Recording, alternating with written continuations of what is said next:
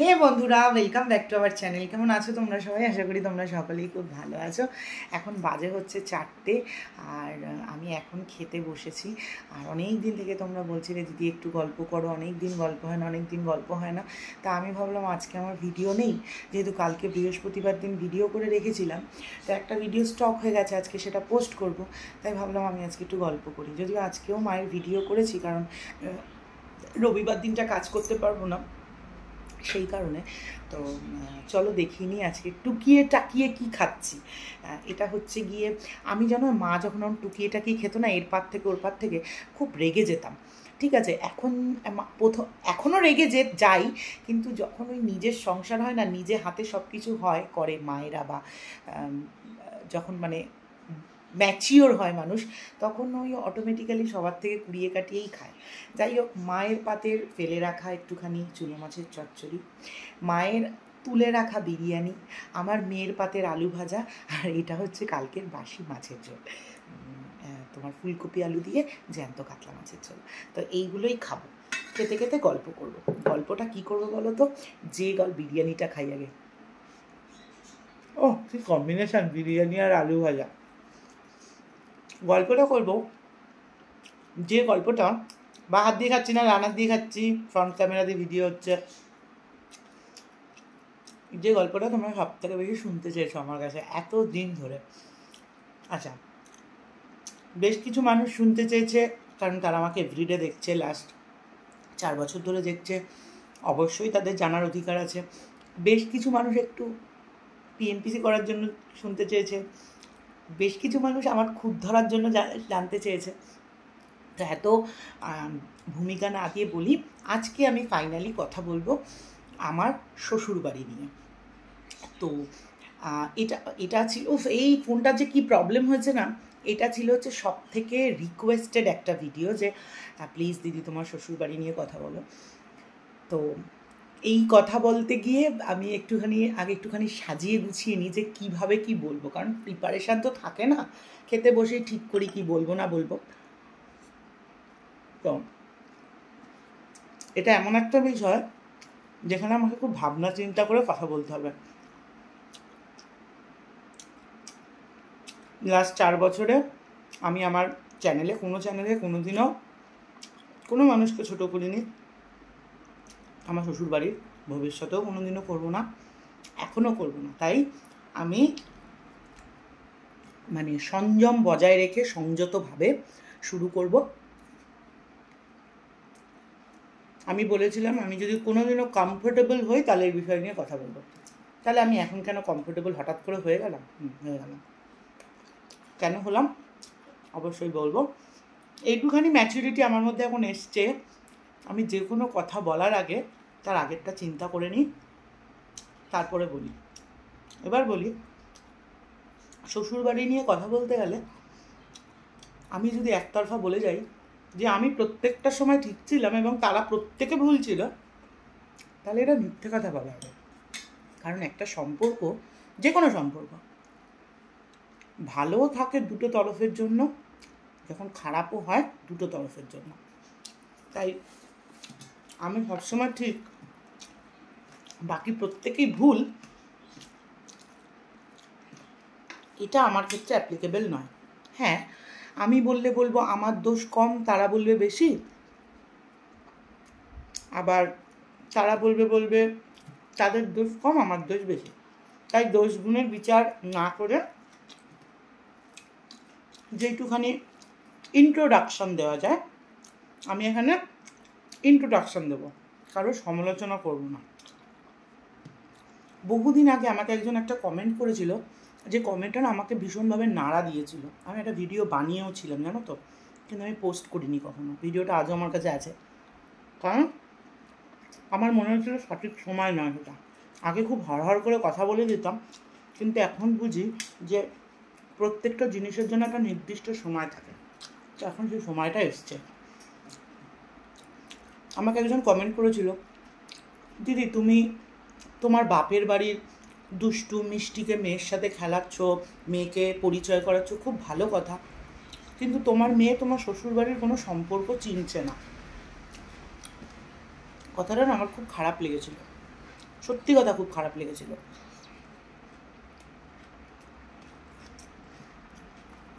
আমার মেয়ের অনেক সম্পর্কে অবগতই নয়। এই যেমন ধরো আমার দাদার ছেলেপিলেরা আমার পিপি ডাকে, পিছন ডাকে, এই সম্পর্কেও অবগত ছিল না, কারণ এই ডাকটা ডাকার মতো কেউ ছিল না।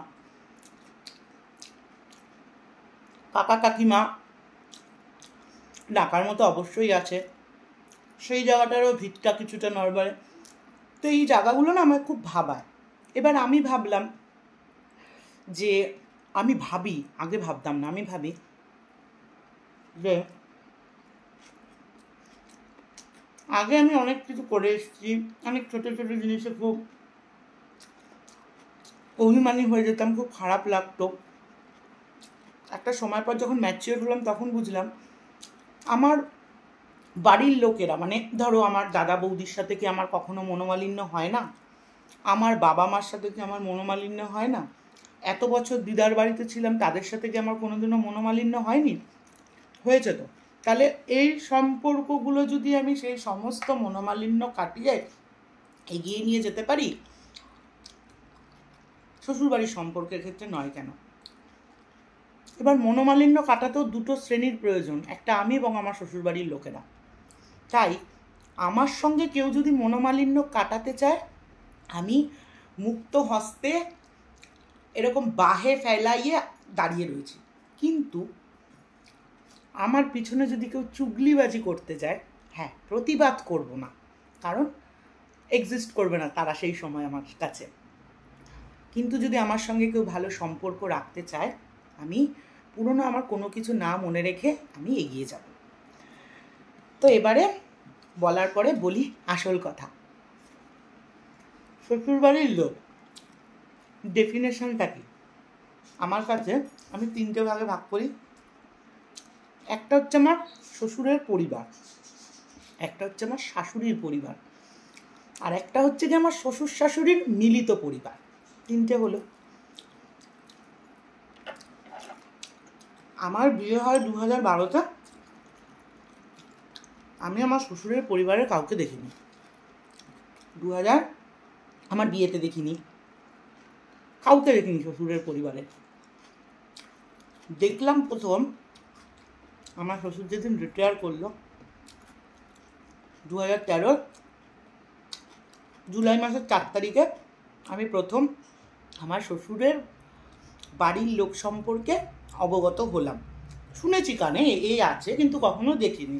এবার কাকে কাকে দেখলাম আমার শ্বশুরের মা, মানে আমার ঠাকুমা শাশুড়ি, আমার শ্বশুরের ছোট ভাই, তার আর একটা প্রবাবলি ভাই, তার বউ এবং তার মেয়ে। শ্বশুরের বাড়ি শ্যামবাজার 5 মাথার মোড় হাড়িগলিতে আমার শ্বশুরের বাড়ি। আমাকে নিয়ে যাওয়া হলো নতুন বউ হিসেবে। আমি গেলাম প্রথমবার আমার শ্বশুরের নিজের বাড়িতে, এবং সেখানে সারাটা দিন থাকলাম এবং সকলের সাথে আমার পরিচয় হলো। ওই প্রথম আমি জানলাম যে আমার একটা শ্বশুরের বাড়ির দিক থেকে একজন ননদ আছেন, 2টো কাকি শাশুড়ি আছে। জানলাম না, দেখলাম। এবারে বিয়ের আগে আমি কিন্তু আমার বরের মুখে কখনোই এই লোকগুলো সম্পর্কে খুব একটা কিছু শুনিনি, তাই তাদের সম্পর্কে আমার খুব একটা নলেজ নেই। তো এক এক করে বলছি, এখনই আমায় জাজ করো না, মানে এইটুখানি শুনে কমেন্ট করতে চলে এসো না। তারপরে যথারীতি আমি ওদেরকে ওই দিন প্রথম দেখলাম। তার বেশ কয়েকদিন পরে, এই সময় আমার কাকি শাশুড়ি অসুস্থ ছিলেন, তার 2টো কিডনি ড্যামেজ ছিল এবং তার ডায়ালিসিস চলছিল। প্রবাবলি সবার প্রথমে মারা গেলেন আমার ঠাকুমা শাশুড়ি। তো ঠাকুমা শাশুড়ি মারা গেলেন। একটা বাড়ির বউ সেই সম্পর্কগুলোকেই আপন করবে যখন সে দেখবে তার পারিপার্শ্বিক পরিবেশের লোকেরা কোন কোন সম্পর্ককে অ্যাডপ্ট করেছে।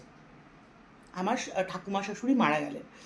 তা মারা যাওয়ার পরে আমি এই বিষয়টাতে আর খুব গভীরে যাব না, কারণ এখানে গেলে আমার গুরুজনদেরকে নিয়ে আমার সমালোচনা করা হয়ে যাবে, মারা গেলেন। যেহেতু আমার শ্বশুর তখন বেঁচে এবং আমার শ্বশুর যথেষ্ট সাবলীল, তাই তার রিপ্রেজেন্টেটিভ হিসেবে আমি বা আমার বর কেউ কিন্তু মরে যাওয়ার দিন যাইনি, যেতে পারিনি। মানে আমাকে কেউ নিয়ে যায়নি বা তারা কেউ যায়নি। কেন যায়নি কি যায়নি সেটা একান্তই তাদের ব্যক্তিগত ব্যাপার, সেই বিষয়ে আমি যাবও না, জানলেও তোমাদের বলবো না। তো তারপরে তার বেশ কয়েকদিন পরে যিনি ডায়ালিসিস চলছিল, আমার কাকিমা শাশুড়ি, তিনি চলে গেলেন। এইবার তখন আমার শ্বশুর বিছানা শয্যা। যেহেতু তিনি বিছানা শয্যা, তার রিপ্রেজেন্টেটিভ হিসেবে আমি যেহেতু বাড়ির বড় বউ বা আমার বর যেহেতু বাড়ির বড় ছেলে, আমরা আমাদের দায়িত্ব করতে যখনই খবর পাই, রাত্রিবেলা যাই, আমাদের যা যা যেইটুখানি রেসপন্সিবিলিটি ছিল, অবশ্যই ছোট হিসেবে তো টাকা পয়সা দিতে পারবো না, যেইটুখানি রেসপন্সিবিলিটি ছিল আমরা সমস্তটা করি এবং বাড়ি আসি। এরপরে 4বার বা 5বার আমার সাধে বা আমার শ্বশুরের কাজে আমার কাকা শ্বশুর এবং আমার ননদ এসছেন, মানে আমার শ্বশুর বাড়ির দিককার ননদ আমাদের বাড়িতে এসছেন। বাড়ির বউ আমাদের বাড়িতে এসছেন, আমাদের কাছে ছিলেন, আমাদের কাছেই খেয়েছেন, সবটাই আমরাই করেছি। তো আমার রেসপন্সিবিলিটি, আমার বাড়িতে আমার অতিথি এসছে, আমার যা যা করার, মানে আমার যা যা কর্তব্য আছে, আমার তাকে যেভাবে খাতিরদারি করা দরকার, আতিথেয়তা করা দরকার, আমি করেছি।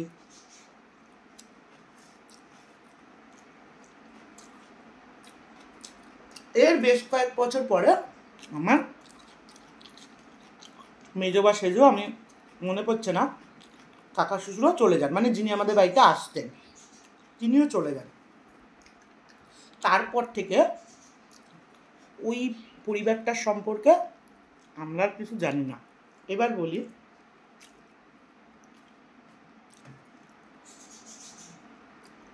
এদের সাথে ওদের, মানে আমার বড়েদের ফ্যামিলির সাথে ওদের কি আছে না আছে আমার জানার বিষয় নয়।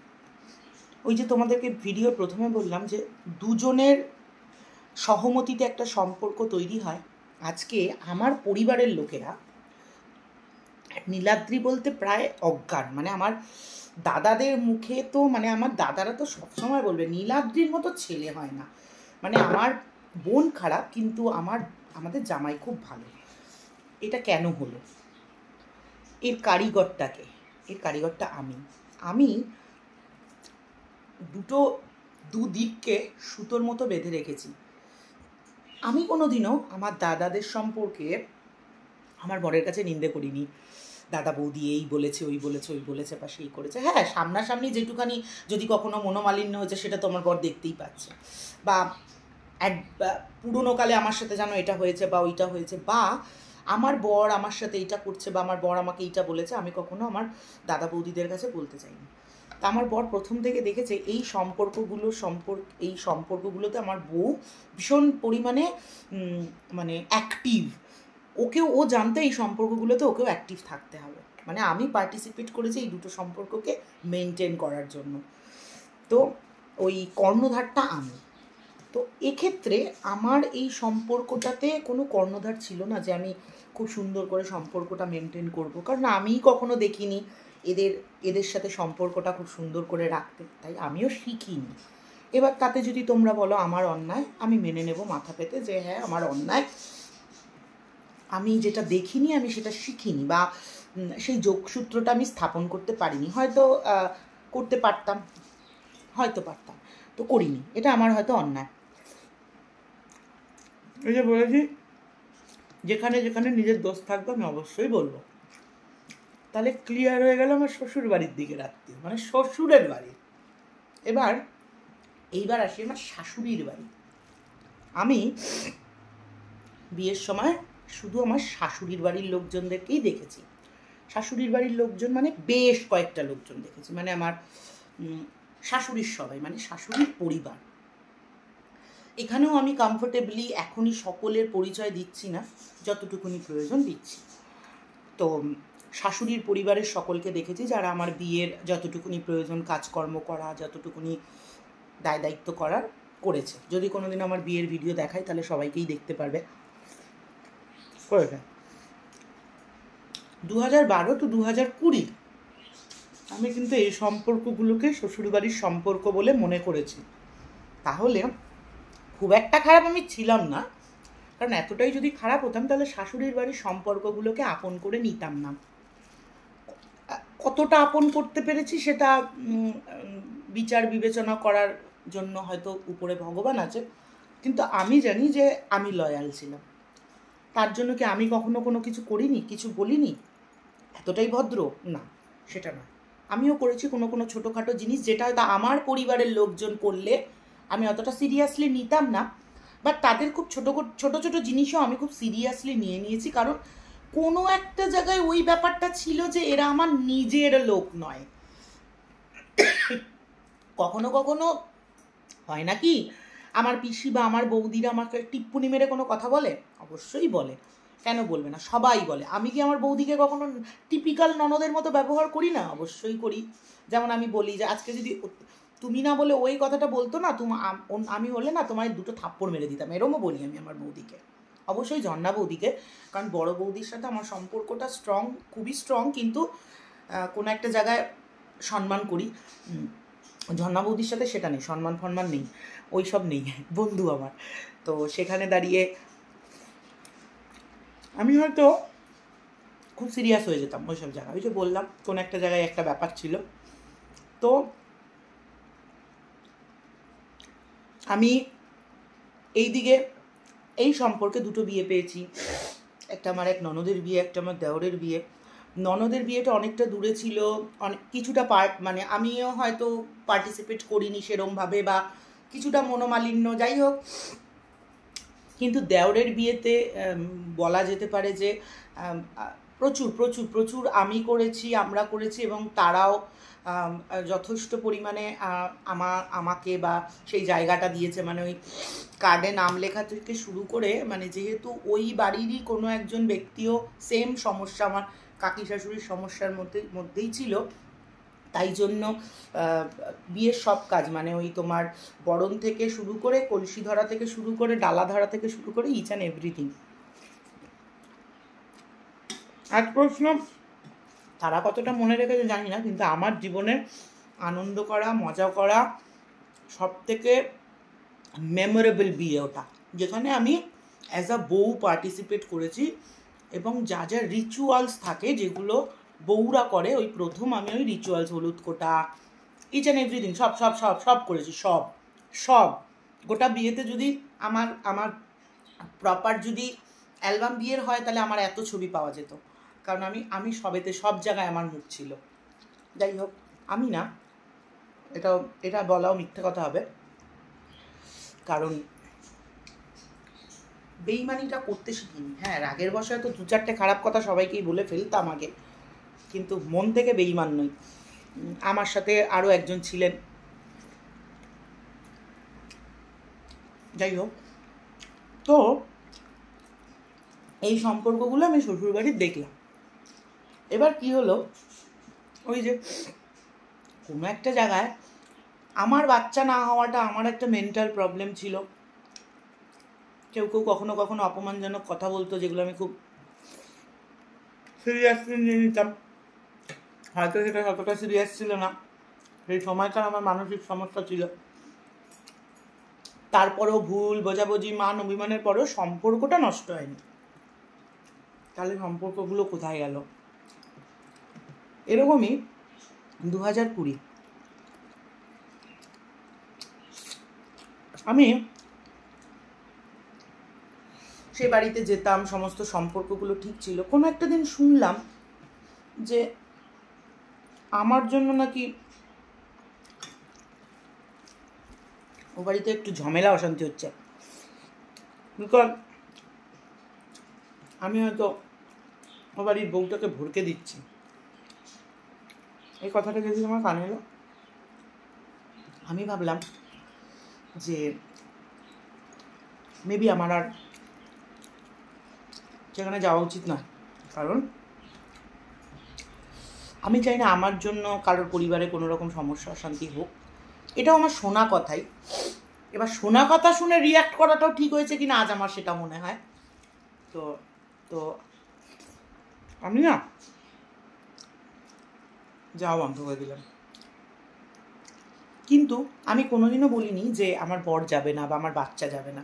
ও আমার বাচ্চা গেছে প্রবাবলি 1-1.5 বছর পর্যন্ত, জন্মের পরে গেছে। তার তার তার নিজের পরিবারের লোকজনদের সাথে সে দেখা সাক্ষাৎ করেছে। তখনও তো বুঝতে শেখেনি, তা ওর হয়তো মনে নেই, কিন্তু দেখেছে। এইবারে তারপরে আমি যাওয়া বন্ধ করে দিলাম, কিন্তু কোনোদিনও নীলাদ্রিকে বলিনি তুমি সম্পর্ক রেখো না বা কিছু। আমি বলেছি আমি এই জিনিসটা শুনেছি, আমার মনে হচ্ছে এটা করাটা ঠিক নয়, তাই আমি আর যাব না, তোমার যা ইচ্ছে তুমি করতে পারো। নীলাদ্রি যেত। কোনো একটা দিন কালী পুজো, তখন আমি সদ্য ইউটিউবটা শুরু করেছি, মায়ের চ্যানেলটা মোটামুটি দাঁড়িয়েছে। কোনো একটা কালী পুজোতে আমি দিদার বাড়িতে, লক্ষ্মী পুজো হয় সেখানে ছিলাম, নীলাদ্রি এবং আমার মেয়ে ওখানে যায়, কিন্তু সেদিনকে খুব তাড়াতাড়ি ওরা চলে আসে এবং তারপর থেকে নীলাদ্রি আর কখনো যায় না ওই বাড়িতে। কেন যায় না আমি জানি না, আজও জানি না। আমি বহুবার বলেছি কি হয়েছে কেন যাও না, যায় না। অভিমান, এই অভিমানটা জমতে জমতে জমতে জমতে জমতে এমন একটা জায়গায় চলে এলো। এবার বলি, আমার সাথে যোগাযোগ করা হয়নি কখনো, কিন্তু নীলাদ্রির সাথে যোগাযোগ করা হয়েছে। বলছি যখন সবটা বলবো, নিজের দিকটা বাঁচিয়ে অন্যদেরকে দোষী করব, এটা ঠিক নয়। আমার সাথে যোগাযোগ করা হয়নি কখনো, কেন আসছো না, কী হয়েছে। বাট নীলাদ্রিকে জিজ্ঞাসা করা হয়েছে আসিস না কেন, কী হয়েছে, আর নীলাদ্রি যায়নি। অভিমান কেন আমি আজও জানি না, এটা সত্যি আমি জানি না। কারণ নীলাদ্রি না ভীষণ এটা অন্য মেন্টালিটির মানুষ। আমি বিয়ের অনেক বছর পরে মানে এখানে এসে আমার পারিপার্শ্বিক পরিবেশের লোকের কাছে শুনে আমার শাশুড়ি তো অনেক তাড়াতাড়ি চলে যান, কী হয়েছিল না হয়েছিল। নীলাদ্রি আমাকে কখনো পরিবার ওরিয়েন্টেড কোনো কথা বলেনি এবং আজও বলে না, আজও বলে না। আমার ওর সাথে ওর বাড়ির লোকের কী কথা হয় সেটাও আমি জানি না। আগে ইন্টারেস্ট ছিল, এখন পাত্তাই দিই না। তোমার পরিবারের লোক, তুমি যা খুশি করো, আমার সামনে বসে আলোচনা করলেও আমি কানে শুনি না, আমি নেই। তো তারপরে গেল এই অভিমানটা জমতে জমতে জমতে জমতে, তোমাদের মনে আছে কিনা জানি না, আমরা একটা বছর পুরী গেছিলাম। যেদিন ফিরছি সেদিন সকালবেলা এখান থেকে ফোন আসে মানে এই দিক থেকে, আমরা তো তখন ওই দিকে, ফোন আসে যে ওই বাড়িরই নীলাদ্রির খুব কাছের একজন, মানে আমার শাশুড়ির বাড়ির একজন, যার আমার কাকু শাশুড়ির মতনই সমস্যা ছিল, তিনি চলে যান। আমাদের তখন ওখান থেকে বিকেলের ট্রেন, রাত্রিরের ট্রেন, আসার কোনো রাস্তা নেই। তো আমরা সকলেই প্রচণ্ড পরিমাণে অফ হয়ে যাই, মানে একটু মুডটা অফ হয়ে যায়। সেদিনটা কোনো রকমে কাটিয়ে আমরা ট্রেনে করে ফিরি সকালবেলা 6:30 বাড়ি ঢুকি। আমার নেমে ব্যাগ ঢুকি, নীলাদ্রিকে প্রথম কথা চলো যাব। নীলাদ্রি বলছে আমি যাব না। আমি বললাম কেন? নীলাদ্রির বক্তব্য অনুযায়ী যে অভিমানের বশে আমি এতগুলো দিন গেলাম না ওই বাড়িতে, যে মানুষটাকে আমি শেষবারের মতো দেখতে পারলাম না, কোন মুখে আমি ওই বাড়িতে যাব? আমি বললাম যদি তারা 4টে খারাপ কথা বলে পা ধরে জড়িয়ে ধরবে, আমার অন্যায় হয়ে গেছে। বললো না, আমাকে বললো আমার মানে এতটা কনফিডেন্ট, হয়তো সম্পর্কটার গভীরতাটা অনেক বেশি, যে ওর বক্তব্য অনুযায়ী আমি জানি আমাকে গেলে কেউ কিছু বলবে না, কিন্তু আমি যাব না। কারণ হচ্ছে কি, আমার যাওয়ার মতো মন নেই। আমার সব থেকে কাছের মা চলে যাওয়ার পর কাছের মানুষ, আমি অভিমান করে এতদিন যাইনি, সেখানে আমি আর যাব না। অনেক অনেক অনেক আমি, আমার দাদা বৌদি, আমার মা সবাই বলেছি নীলাদ্রি গেল না, গেল না তো গেলই না, নীলাদ্রিকে আর নিয়ে যাওয়া হলো না। এবার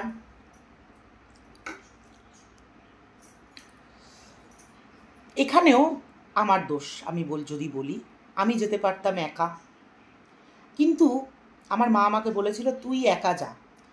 আচ্ছা, সেই সময়টাতে দাঁড়িয়ে আমি যদি বলি আমার একা যাওয়াটা কি আমার বরকে অপমান করা নয়? যে এত ইগো, যে এত কিছুর পরেও ছেলেটা এলো না, সেখানে তো নীলাদ্রিকে অপমান করা। এবার আমার বিবেকের দংশন, যেটা বহুদিন ছিল এবং আমার মৃত্যুর আগের দিন পর্যন্ত থাকবে, যেমন আমার বাবার মৃত্যুর আগে আমার বাবা আমায় দেখতে চেয়েছিল, আমি যাইনি। আর আরেকটা এরকম যে অভিমানটা যদি না করতাম তাহলে হয়তো দেখতে পারতাম বা যেতে পারতাম। তো এই মানুষ যতই মুখে বলুক যে আমি কোনো অন্যায় করি না, আমি কোনো পাপ করিনি বা যাই হোক, বিবেক, মানুষের মন তো কখনো মিথ্যে কথা বলে না। সে নিজে জানে সে কত অন্যায় করেছে বা কত পাপ করেছে। তাই আমার কাছে দাঁড়িয়ে ওটা আমাদের জীবনের চরমতম অন্যায়, যার কোনোদিনও ক্ষমা হয় না।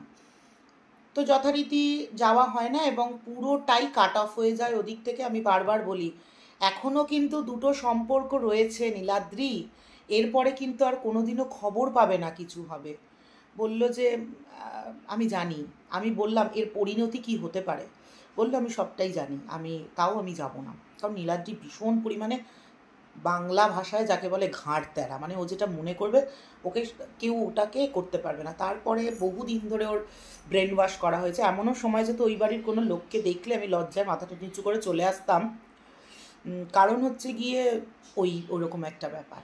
আমি একদিন বলেছিলাম আমার সাথে পর দেখা হলে আমি পা ধরে বলবো আমার অন্যায় হয়ে গেছে এটা করা।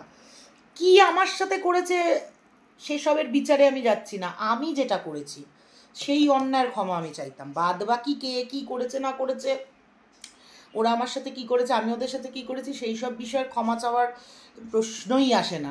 আমি যে অন্যায়টা আমি করেছি সেটার জন্য আমি বললাম। তো তারপরে তারা যথারীতি আমাদেরকে তাদের তেনার কাজে আমাদেরকে বলে না, এবং সেটা খুবই স্বাভাবিক ব্যাপার। না, স্বাভাবিক নয়, কারণ হচ্ছে আমারও বাবা যখন মারা গিয়েছিলেন, আমার যেহেতু দেখে শুনে বিয়ে হয়েছে এবং দুপক্ষ মিলিতভাবে বিয়ে করেছে, তাই আমার খুব ভালো মতো মনে আছে যিনি মারা গেলেন, মানে যার কথা আমি বলছি, সোদপুর স্টেশনে সুগার অ্যান্ড স্পাইসের সামনে দাঁড়িয়ে যেতে আমি আমার বাবার কাজ করেছিলাম, আমার হাতে হবিষ্যিটা দিয়েছিল এবং তাদের বাড়ি থেকে কেউ একজনও দেখতে আসেনি যে আমার বাবা মারা গেছেন, আমরা ওখানে রয়েছে, আমার মায়ের এই সিচুয়েশান। কিন্তু আমার মা প্রত্যেকটা বারে কিন্তু তাদের বাড়িতে গেছে এবং নেমন্তন্ন করাতেও কেউ আসেনি। তাই আমরা মনে হয় যেহেতু একটু পয়সা কম, তো তাই ভদ্রতাটা কম, মানে সেলফ রেসপেক্টটা কম আমাদের। তো তারা একটু সফিস্টিকেটেড লোকজন, তো তাই জন্য তাদের হয়তো সেলফ রেসপেক্টটা বেশি। তো বাট আমি কিন্তু তার জন্য তাদের প্রতি আমার বিন্দুমাত্র রাগ নেই। আমি আমার জায়গায় থাকলে হয়তো আমিও এটাই করতাম। তারা আমাদেরকে বলেনি এবং 200% ঠিক কাজ করেছে। তারা আমাদেরকে কোনো কিছুতে ডাকেনি। যে মানুষটা চলে গেল তখনই যায়নি, তার শ্রাদ্ধ বাৎসরিকে গিয়ে আমরা কি করব? তারপরে তাদের বাড়িতে বহু অনুষ্ঠান হয়েছে, বহু জিনিস ঘটে গেছে যেগুলো আমরা জানি না, এবং আমাদের বাড়িতেও আমাদের জীবনেও বহু জিনিস ঘটে গেছে যেগুলো হতে পারে তারা জানে, কারণ তাদের সোর্স ছিল জানার, আমার ভিডিও এবং অন্য একটা। বাট আমার ক্ষেত্রে কোনো সোর্স ছিল না তাদের সম্পর্কে জানার। তো যাই হোক, এরপরে বেশ কিছুদিন আগে আমি একবার প্ল্যানেট যাচ্ছিলাম, তোমাদের বললাম রেডি টেডি হচ্ছি। সেই দিনকে আমি যখন বেরোচ্ছি তার কিছুক্ষণ আগেও নীলাদ্রির সাথে এই বিষয়টা নিয়ে আমি ঝগড়া করলাম যে হ্যাঁ তোমার কাছ থেকে আর কী এক্সপেকটেশন রাখবো, তোমাকে এতবার বলার পরেও তুমি যে কাজটা করলে না, এটা বলেই আমরা বেরোলাম। তো আমাদের গাড়ির দুটো চাকা সামনে এবং দুটো চাকা পিছনে। সেই সময় আমার শ্বশুর শাশুড়ির মিলিত প্রচেষ্টার যে দুটো ফল, এই শ্বশুরবাড়ির আলোচনাটা আমি পরে করব, মানে মিলিত প্রচেষ্টার ফল, সেটা নিয়ে আমি পরে আলোচনা করব। আপাতত শ্বশুর শাশুড়ির বাড়ির আত্মীয় স্বজন পর্যন্তই থাকবে, কারণ ভিডিওটা অনেকটা বড় হয়ে গেছে। তো তখন তারা বলল যে সেই একজন বললেন, মানে আমার শ্বশুরের কনিষ্ঠ পুত্র, তিনি বললেন যে এরকম এই পরিবারের সব থেকে মানে কি বলবো, সব থেকে বয়স্ক যিনি, তার অবস্থা ভীষণ খারাপ। তো আমাদেরকে খবর দেওয়া হয়নি, এবং যেটা খুবই নর্মাল একটা বিষয়, কারণ আগের বার যখন যাইনি এক্সপেক্টেড এইবারও যাব না। তো আমি নীলাদ্রি চুপ করে দাঁড়িয়ে গেল। তখন সে বলল, তোরা যদি যেতে চাস যা। আমি বললাম, কানে এরম খবর পেয়েছে, আমি আর বেরোবোই না বাড়ি থেকে। তো উপরে এসে বললাম যে প্লিজ চলো, প্লিজ চলো। বললো ঠিক আছে আমি যাব। তারপরে আমার যেহেতু তারা এই ডিটেলসটা আমি দিতে চাইছি না, যেহেতু একটু অন্যরকম ব্যাপার হয়েছিল, সেই কারণে আমার বর তার কনিষ্ঠ ভ্রাতাকে নিয়ে সেখানে গেলেন। এবং এতদিন আমি সিনেমাতেই দেখে এসেছিলাম যে কোনো একটা মানুষের জন্য মেবি অপেক্ষা করে, বা সেই মানুষটার একটা কিছুর জন্য অপেক্ষা করে থাকে। আমার বর হচ্ছে এই বংশের প্রথম সন্তান এবং প্রথম নাতি, প্রথম বোনপো, প্রথম ভাগনা, সমস্ত কিছুতেই সে প্রথম। তো সেখানে দাঁড়িয়ে সে যায় এবং তার মুখে সে জল দেয়, এবং আমি তার কিছুক্ষণ পরেই যাই। এবং তার কিছুক্ষণের মধ্যে, আমি যেহেতু মৃত ব্যক্তি দেখি না, তাই আমি ওই ঘরে থাকলেও তার শেষ যাত্রায় তাকে দর্শন করিনি এবং ওই ঘরটাতে ঢুকিনি। এবং সেটা নিয়েও অনেকে অনেক রকম চিন্তাভাবনা করবে, তাতে আমার কিছু যায় আসে না, কারণ এটা আমার জীবনের একটা পাওনা। আমি ওই সুন্দর মুহূর্তটা, যে আমাকে পান দিত, আমি যার কাছ থেকে প্রথম পান খাওয়া শিখেছি, আমি প্রথম পান খেতাম, তাকে আমি একবার জর্দা নিয়ে গিয়েছিলাম, তার সাথে গল্প করতাম, ওই স্মৃতিটা আমার মাথার মধ্যে আছে। তার ওই একটা একটা নষ্ট হয়ে যাওয়া শরীর, একটা একটা একটা মানে কি বলবো, বিভৎসকর একটা মুখ, ওগুলো আমি শুনেছি। ওগুলো দেখে আমি তার ওই হাসি মুখটা আমি নষ্ট করতে চাই না আমার থেকে। তো এইটা অনেকে ন্যাকামি ভাবতে পারে, তাতে আমার কিছু যায় আসে না, কারণ ওটা আমার চিন্তা ভাবনা। তো আমি মানে তাকে দেখিনি, কিন্তু আমি ওখানে ছিলাম, এসছি, এবং তারপর থেকে আমি আর ওখানে যাইনি। কেন যাইনি? কারণ আমার মনে হয় যে আমি খুব একটা বেশি প্রয়োজনীয় নই ওখানে। কিন্তু এখানে যাওয়ার পরে একটা জিনিস আমার খুব খুব খুব ভালো লেগেছে। এই পরিবারেরই একটা ব্যক্তি, যাকে আমি সেদিনকে দাঁড়িয়ে আমি অ্যাপ্রিসিয়েট করে এসেছি, সেও আমার আরেকটা ননদ। প্রায় 5-7 বছর তার সাথে আমার কথা নেই। আগের বছর আমি আমার বরকে যখন একটা ফেসবুকে চিঠি লিখেছিলাম, সেটা নিয়ে তার সাথে আমার একটুখানি ফেসবুকে মতবিরোধও হয়, এবং আমি বড় হয়েও তার সাথে যেচে গিয়ে কথা বলি না, আমি ওখানে দাঁড়িয়ে থাকি। আমার কে ভালো কে মন্দ আমি ওইসবে যাব না।